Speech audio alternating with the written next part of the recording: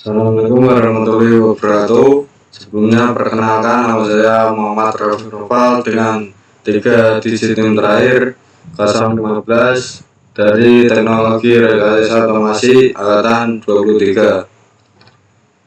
Saya di sini akan menjelaskan season 3 dan 4. Yang pertama, ras industrial arsitektur. Ras industrial adalah perluasan dari sistem ras yang ditujukan untuk keperluan industri. Sistem ini memungkinkan berbagai robot dan sensor dari berbagai merek untuk bekerja dalam satu platform yang sama. Dengan arsitektur ini, kita bisa menghubungkan robot, sensor, dan software industri tanpa harus membuat sistem baru dari awal, sehingga memudahkan integrasi dan mempercepat pengembangan. Selanjutnya, ras industrial capabilities. Ras industrial mendukung banyak fitur penting untuk industri seperti kontrol gerak lengan robot, perencanaan jalur otomatis, dan integrasi sensor 2 dimensi atau 3 dimensi. Sistem ini juga mendukung simulasi, deteksi tabrakan, serta dapat dikustomisasi untuk berbagai aplikasi seperti pengelasan, pengecatan, atau pemindahan benda secara presisi. Selanjutnya, motion planning. Movement adalah kerangka kerja utama untuk perencanaan gerak di ras. Dengan movement, kita bisa merencanakan pergerakan robot, memeriksa tabrakan, dan mengatur tugas-tugas kompleks secara visual. Lingkungan ini dilengkapi dengan plugin Service Tools C++ dan sistem konfigurasi yang mendukung perencanaan berbasis sensor atau GAD. Selanjutnya, machine planning, setup new robot.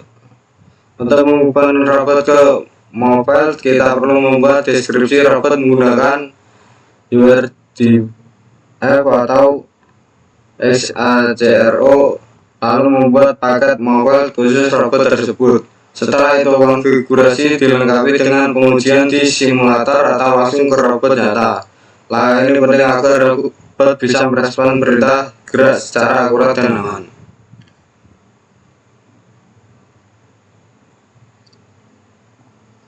Service adalah alat visualisasi yang digunakan untuk merencanakan gerakan robot secara grafis. Kita bisa menentukan posisi awal dan tujuan akhir robot, lalu movement akan menghitung jalurnya secara otomatis. Service juga memungkinkan kita memantau apakah jalur yang dipilih aman dari tabrakan dan sesuai dengan batas gerak robot. Ini sangat berguna untuk pengujian sebelum diterapkan di dunia nyata. Selain dengan service, perencanaan gerak juga bisa dilakukan menggunakan kode C++. Dengan API dari Movement GPP, kita hanya perlu beberapa baris kode untuk merencanakan dan menjalankan pergerakan robot, yang sangat berguna jika kita ingin mengotomatisasi pergerakan berdasarkan logika program atau sensor. Dalam ras industrial ada 3 jenis jalur gerakan utama. Yang pertama, free space, yaitu untuk pergerakan bebas seperti dari posisi awal ke area kerja. Yang kedua, proses, untuk gerakan presisi seperti pengelasan atau pengecatan. Yang ketiga, combined, gabungan antara free space dan proses. Setiap jenis digunakan sesuai kebutuhan dan kompleksitas tugas.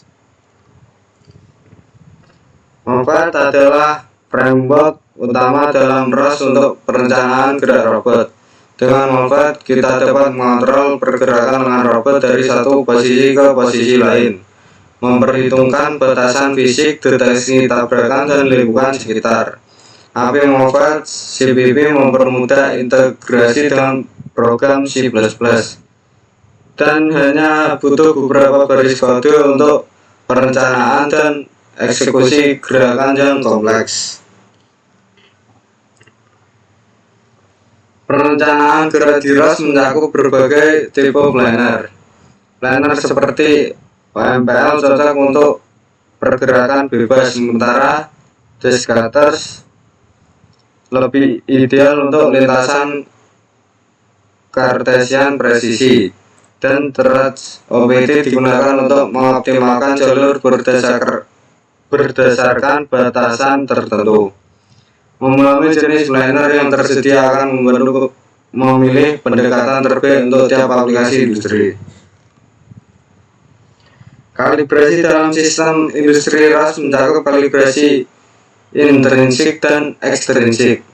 Kalibrasi intrinsik bertujuan memperbaiki distorsi internal dari sensor seperti kamera, sedangkan kalibrasi ekstrinsik digunakan untuk mengetahui posisi dan orientasi sensor terhadap robot atau lingkungan sekitar. Proses ini penting agar data sensor 3D bisa digunakan secara akurat untuk presisi dan kontrol robot.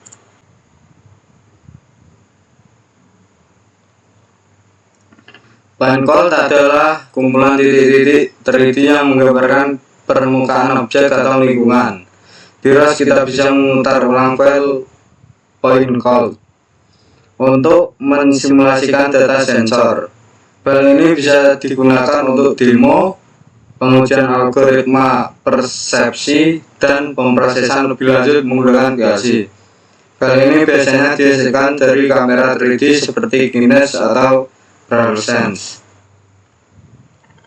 Selanjutnya, OpenCV adalah pustaka open source yang digunakan untuk pengolahan citra 2 dimensi seperti gambar atau video. Di ROS, OpenCV digunakan untuk mendeteksi fitur visual, melakukan kalibrasi kamera, hingga melacak posisi objek. Library ini terintegrasi ke dalam ROS melalui Vision OpenCV sehingga mudah digunakan di berbagai node visual. PLC adalah pustaka khusus untuk menangani data 3D seperti point cloud. Fungsi utamanya meliputi segmentasi permukaan, filter noise, pemindahan objek, dan rekonstruksi model. Di ROS, PLC diintegrasikan melalui PLC ROS sehingga kita bisa langsung mengolah data dari sensor dalam arsitektur ROS.